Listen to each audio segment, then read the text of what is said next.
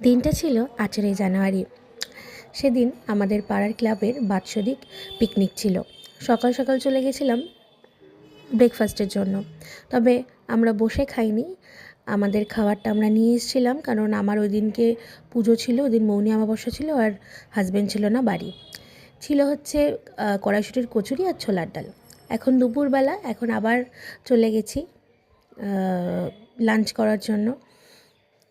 প্রত্যেকবার এই পিকনিকটা হয়, আমরা প্রায় 5 বছর ধরে এই পিকনিকটার সাথে জড়িত। ভীষণ ভালো লাগে, ক্লাবের প্রত্যেকটা মেম্বার খুব আন্তরিকতার সাথে পিকনিকটা আয়োজন করে। শুধু পিকনিকই নয়, প্রত্যেকবার পুজোতেও আমাদের একটা খাওয়া দাওয়ার পর্ব থাকে, সেখানেও সবাই খুব সুন্দর করে সব কিছু আয়োজন করে। দুপুরবেলা ছিল ডাল, ভাত, ভাজা, মাছ বা মাংস। আমি মাছ খেয়েছি আর হাজব্যান্ড খেয়েছে মাংস, চাটনি, পাঁপড়, পায়েস। এখন হচ্ছে সন্ধেবেলা একটা ছোট্ট মতন ফাংশানের বন্দোবস্ত ছিল, বসে বসে ওটাই শুনছিলাম।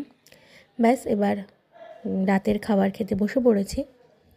সামনের ছোট সদস্যটিকে কি চিনতে পারছো তোমরা?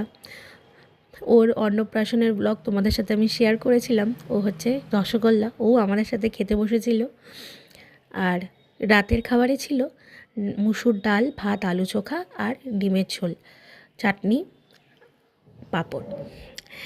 ব্যাস, এবারের মতন পিকনিক এখানেই শেষ। এখন বাড়ির পথে।